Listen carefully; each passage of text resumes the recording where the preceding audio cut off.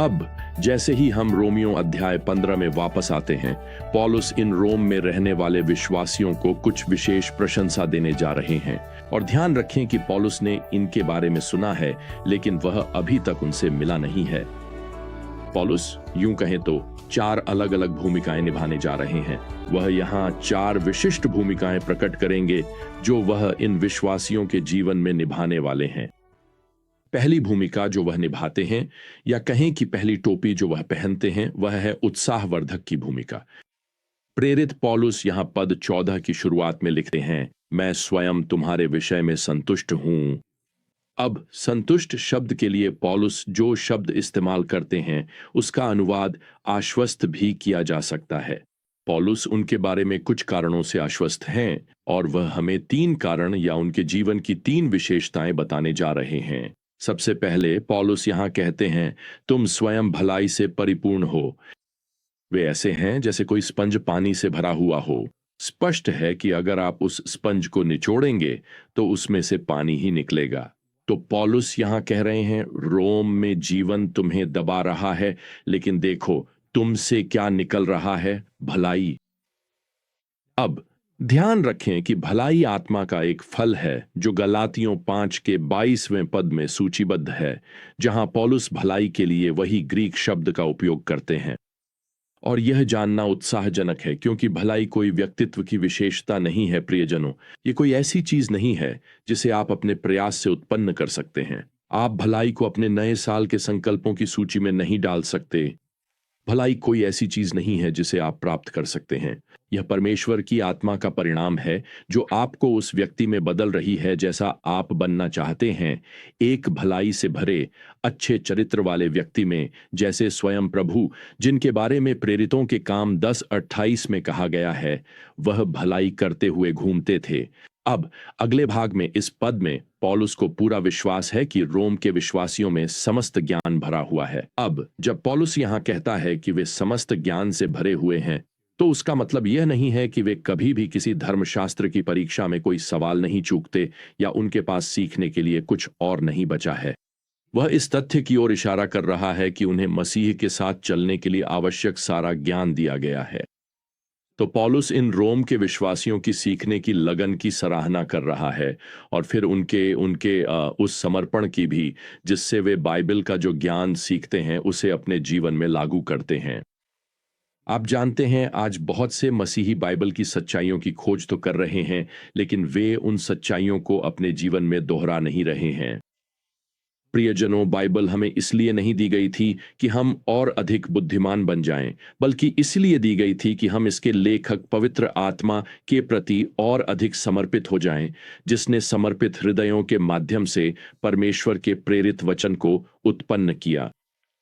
अब तीसरी बात, यहां पद 14 में पौलुस की तीसरी प्रोत्साहना यह है कि वह लिखते हैं, विश्वासी एक दूसरे को शिक्षा देने में सक्षम हैं।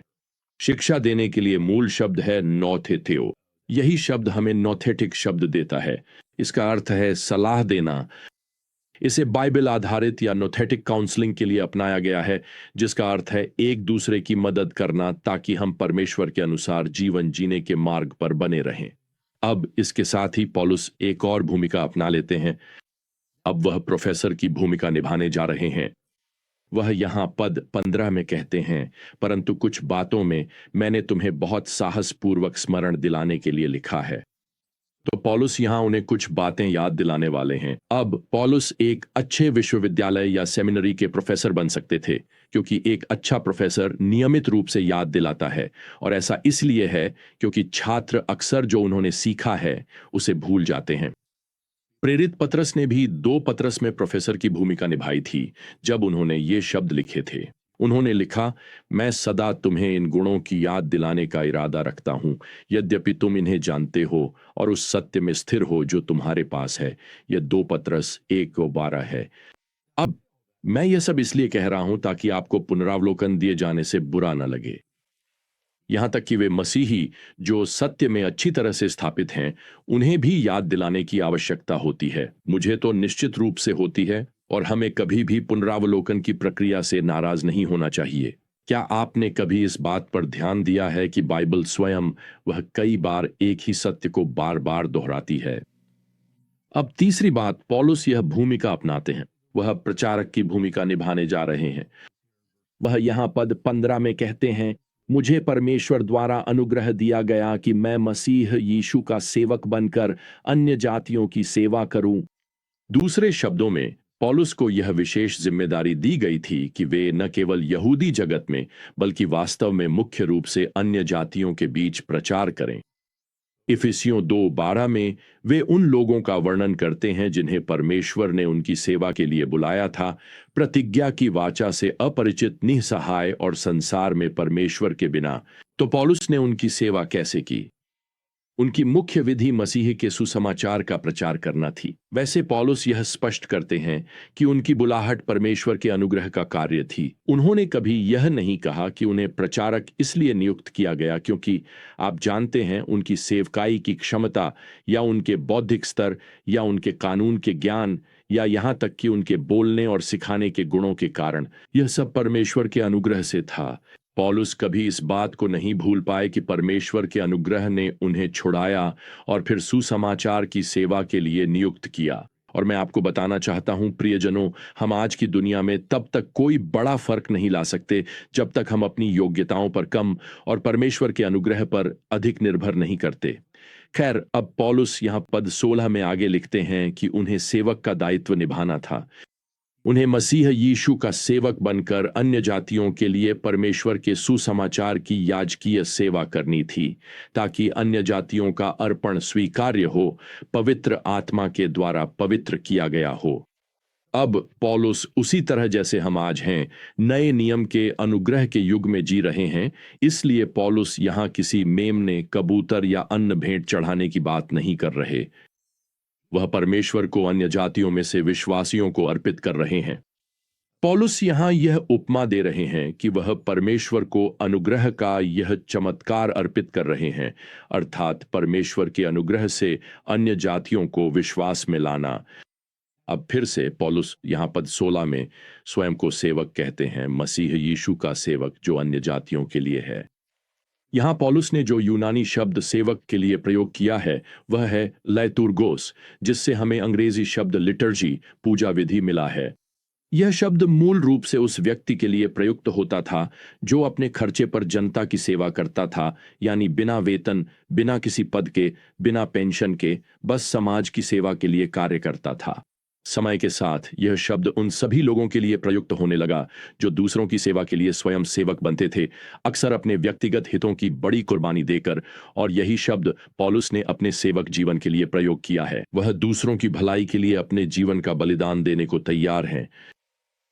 यह मुझे एक सर्जन की याद दिलाता है जिनका नाम इवान केन था, जिनके बारे में मैंने पढ़ा था। डॉ केन का मानना था कि बड़ी सर्जरी में भी लोकल एनेस्थीसिया का इस्तेमाल किया जा सकता है, जिससे मरीज के लिए जोखिम कम हो जाएगा। उस समय मरीज अक्सर एनेस्थीसिया के दौरान ही मर जाते थे, इसलिए चिकित्सा समुदाय बिल्कुल भी इस बदलाव के लिए तैयार नहीं था।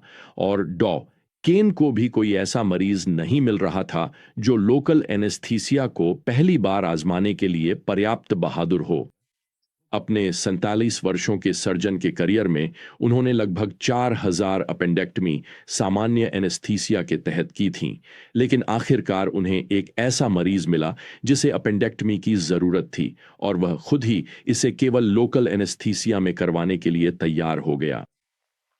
सर्जरी के दौरान डॉ केन ने कुशलता से त्वचा और मांसपेशियों को काटा। उन्होंने पेट के अंदर प्रवेश किया, अपेंडिक्स को ढूंढा, सावधानीपूर्वक उसे अलग किया और फिर घाव को सिल दिया। मरीज पूरी तरह से होश में था और सर्जरी के दौरान केवल हल्की असुविधा महसूस हुई। 2 दिनों की रिकवरी के बाद, जो सामान्य से कहीं तेज थी, मरीज को अस्पताल से छुट्टी दे दी गई। आखिरकार चिकित्सा जगत को इस पर ध्यान देना ही पड़ा। मरीज इतना विश्वसनीय था कि उसे नजरअंदाज नहीं किया जा सकता था।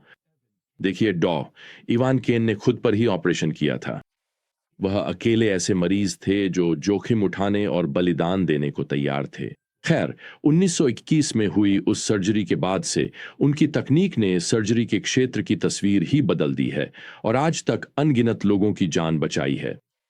सुनिए प्रियजनों, वे मसीही लोग जो हमारे जीवन में सबसे बड़ा बदलाव लाते हैं, वे नहीं हैं जो हमें सिर्फ यह याद दिलाते हैं कि वे कितना जानते हैं या वे कितने महत्वपूर्ण हैं। वे ऐसे स्वयं सेवक होते हैं जो किसी भी तरह की जिम्मेदारी निभाने, अलग अलग भूमिकाएं निभाने और दूसरों के लिए तथा परमेश्वर की महिमा के लिए हर तरह का व्यक्तिगत बलिदान देने को तैयार रहते हैं।